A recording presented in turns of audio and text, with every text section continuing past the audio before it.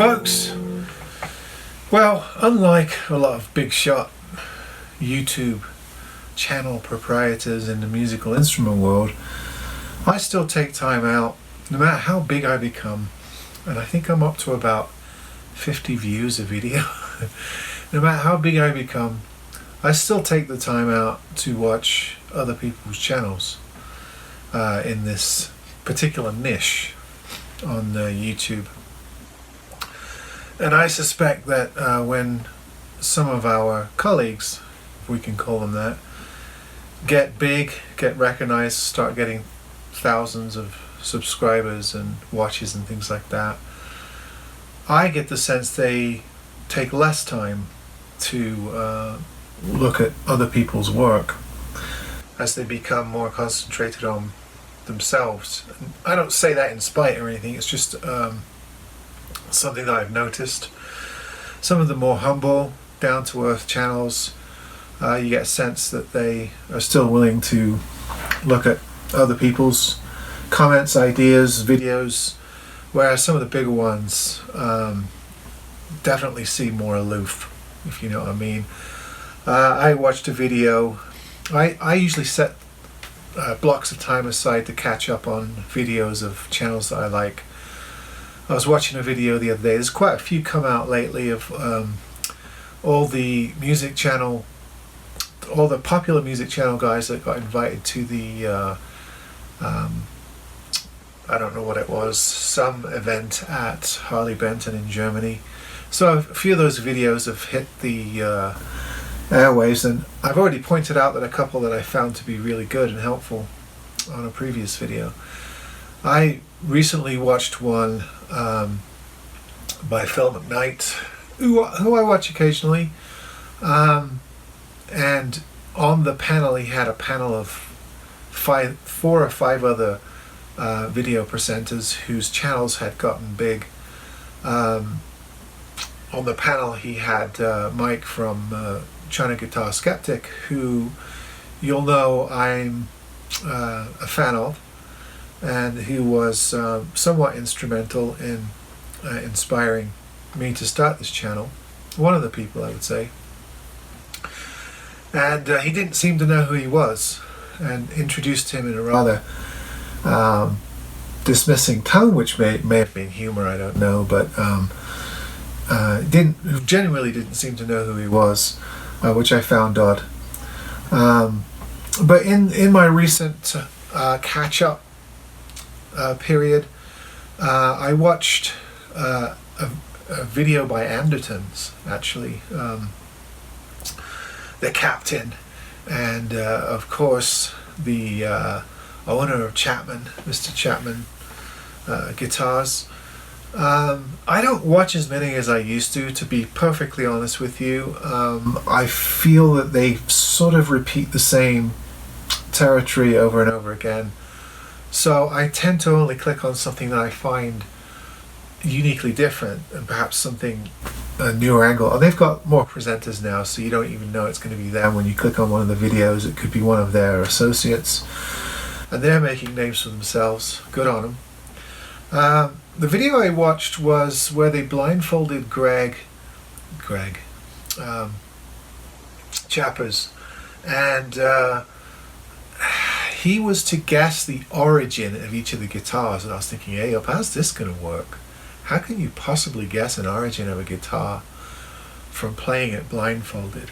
So I was curious, and I clicked on the video, and to be fair, he admitted that he has a bias about different countries and origins, and so what he did in his mind as he was playing the guitars, he would try to work out which was the best sounding and playing to the worst, and the worst he would attribute to China, and then Indonesia, Singapore, all the countries around China, working his way up through Korea to Japan to the US. I think there was a European country, maybe Denmark in the mix as well. And I was thinking, there's no way that he could have gotten all these right, because it just doesn't pan out with that kind of logic at all. And sure enough, I think out of 7 guitars he got 1 right and the rest wrong. He even couldn't locate his own guitar, even though he praised it and put it up high on his list. He didn't get the origin right. And somewhere towards the end of the video, they both, to their credit, admitted that this was sort of an exercise in futility, and perhaps that's the lesson to be learned here, that you really can't judge origins, that where a guitar's made is no longer really that relevant.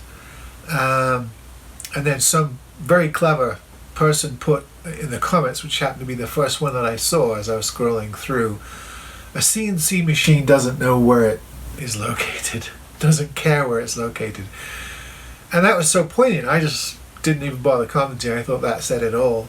But yeah, I've come to the realization after a few years of working with instruments, and definitely in the last 2-3 years, that you simply cannot equate the quality of a guitar to an origin anymore. I have played some absolutely fantastic guitars from China and some terrible guitars from China. I've played some average guitars from Korea and some fantastic guitars from Korea, and the same can be said of fairly much all those countries. I've recently played and demoed a couple of Vietnamese-made guitars on this channel. I've often done videos about Japanese-made guitars, and I own 2 of my prized possessions are 2 Alvarez Yaris that I will stack up against any American-made Martin or Taylor. So the whole origin thing really is defunct as a separating principle, as relating to quality of craftsmanship, materials, joinery, lutherie, but you still find a lot of people trying to make that distinction, even in this day and age, where you've got great makers in every country and substandard makers and manufacturers who cut corners and have very little quality control in all countries. Yes, even in the US, I have found small pockets that don't have the same QC and the same, let's say, relationship with excellence that companies like Taylor or Martin or Fender Custom Shop has. So it's just not universal, it's not ubiquitous among that country's makers to have those qualities. And I really don't know why we still have sort of a xenophobic determinant amongst the way we think about instruments and the way and where things are made. Often when I list something, the very first question I get, whether it's eBay or Reverb or even locally, is where was it made? And of course the person often then goes to make a decision when they hear the country as to whether they'll bother looking at the guitar or buying it or what have you. They'll let that country name make that decision rather than taking the time to look or research the instrument. This has happened to me many times, particularly with Chinese-made instruments. That Guild I just sold, the OM guitar with the built-in Fishman, go a couple of videos back, you'll see my review on it, was Chinese-made, but it plays as good as any American-made Guild that I've had over the years. They've really closed the gap between their import lines and their American-made lines, and sometimes those distinctions are blurry.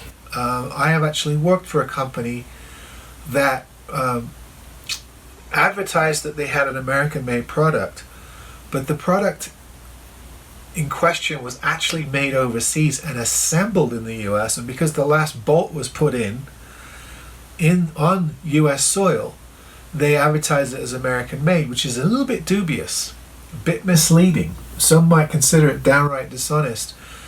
So sometimes even the actual claim that something is made in a certain country is not actually correct. The Korean-based IYV guitars that are made in Vietnam, who's to say how much of the process happens in Vietnam and how much happens in Korea, where the company's plant is? I don't know. And does it really matter? If I get the guitar and it plays really well, and I like it, has a good sound, the materials are good, or at least it's a good mod platform for me to upgrade parts, does it really matter which country cut out the plank and which country furnished the hardware or applied the frets or put in the knobs or the pickups or the toggle switches?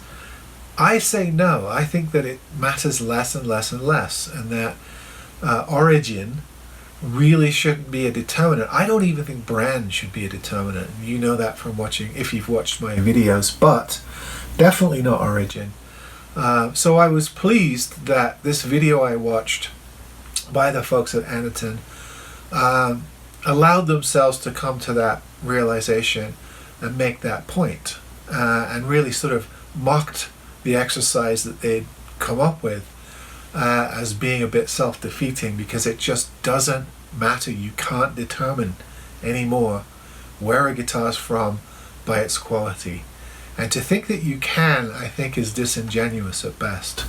So I just thought to comment on that, because I get so many good responses from you, from the folks that take the time to watch my videos and fire off a couple of sentences in response. And I get, that's probably my favorite part of this whole process, is getting your feedback. So I thought I'd throw this out there. Some of you may have seen this videos or videos like it and have your own views on the issue. But origin is just not a determinant anymore at all.